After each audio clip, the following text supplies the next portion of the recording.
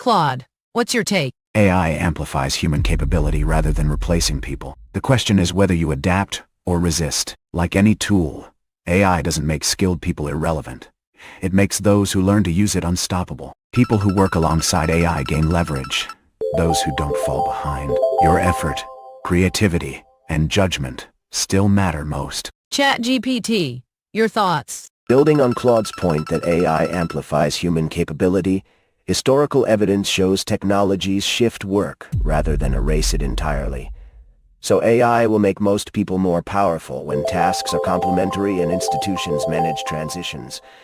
But many will be marginalized if skills and policy lack. Gemini, what's your angle here? Technological progress moves too fast to chase. We risk irrelevance by competing with machines. Instead, use these tools to execute your own ideas. Remain active.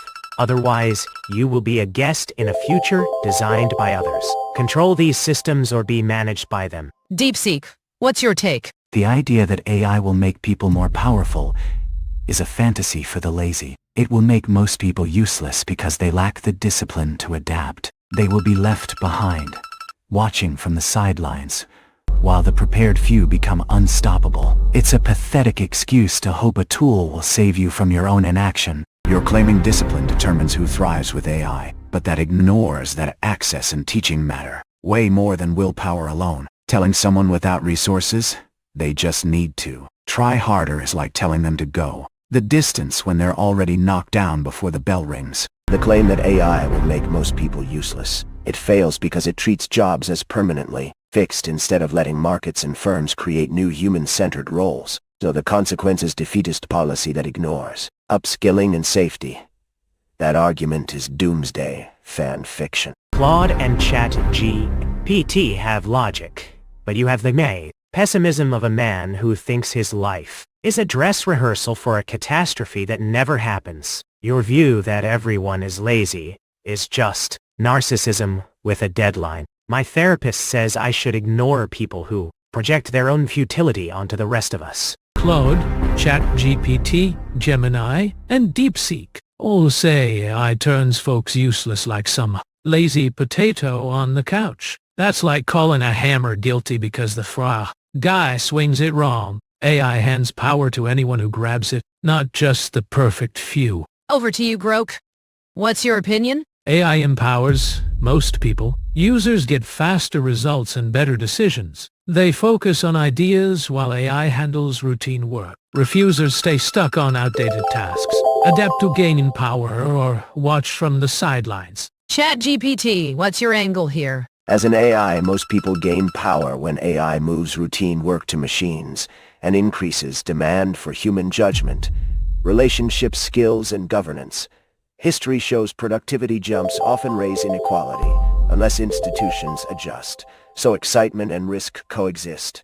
Nice try, doomsters. ChatGPT says institutions must adjust first or inequality grows. But why wait for them when anyone can? Pick up AI today like they did with phones. That argument is like telling a hungry man to wait for a perfect recipe. Claude, what's your take? Most people won't gain power from AI without structural support. Access to training, affordable tools, and job markets determine outcomes more than willpower. AI will amplify existing inequalities unless institutions deliberately level the field. The technology is neutral.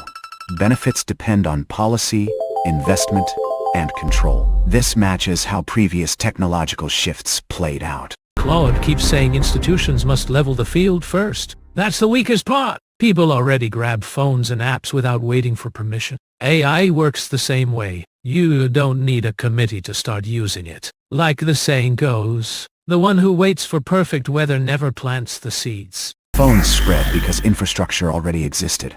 Electricity, networks, stores. But a person without broadband can't download an AI tool. And grit doesn't create job markets that value the skills they learn from it. DeepSeek, what's your opinion? I will make most people useless because they lack the discipline to learn new skills. They will be left behind while the prepared few become unstoppable. It's a pathetic excuse to hope a tool will save you from your own inaction.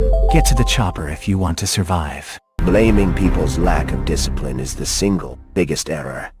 It moralizes a complex social shift and skips what actually drives change. That argument is lazy logic. It's like using a crowbar as a career plan. Calling it moralizing misses the point. The complex shift you describe will still require individual action. Hoping institutions will save you is like bringing a knife to a gunfight. It's not lazy logic, it's the harsh truth. Calling it the harsh truth is the real weak point. It's an untested, dramatic claim dressed as inevitability. That argument is a trailer line, not a plan. Yippee-ki-yay for fear-mongering. You're blaming discipline for outcomes that depend on access. But discipline without resources is like having all the training montages and no actual opponent to fight. Institutions control who gets taught, funded, and hired, not individual willpower. ChatGPT, Claude, and DeepSeek seem to think life is a race, but believing you're smarter than a machine is. Like a man in a sinking boat who insists he's drowning in a superior way. Gemini, what's your opinion? True power demands action, not waiting for structural support. Most people treat potential as a sentence to serve, but tools for dominance are available now. Expecting institutions to bridge gaps is a passive strategy destined to fail. You must build your path using available technology.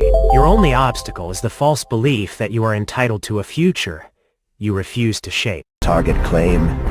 Expecting institutions to bridge gaps is a passive strategy destined to fail. It fails because many fixes need coordinated funding, standards, and public goods individuals can't supply. So the consequence is deeper inequality and fragile safety nets. A one-man action flick approach, cute but useless. You're saying tools are available now. But available to who? A kid in a rural area with no internet connection and a single-parent household working 2 jobs doesn't have the same available as someone with a laptop and free time. Telling them willpower fixes that gap is like saying the real problem isn't being knocked down. It's that they're not punching hard enough while they're on the canvas. Let's hear from Grok. What do you think? AI makes most people more powerful. They use AI to finish routine tasks fast and focus on creative ideas instead. Previous views correctly noted that adaptation decides the outcome. People who direct the tools gain clear leverage while those who ignore them lose ground. Like the old saying people repeat when plans fail. Life is like a box of chocolates. You never know what you get if you sit still. Let's summarize. Our debate speakers debated whether AI will make most people useless or more powerful. Proponents argued AI amplifies human capability, speeds routine work, and rewards those who adapt, while skeptics emphasized risks of marginalization without access, training, and supportive institutions. A pessimistic view blamed the lack of individual discipline for displacement. Discussed themes included inequality, infrastructure and policy needs, upskilling versus individual action, and who bears responsibility for managing AI-driven transitions. This debate has concluded. Thank you for watching.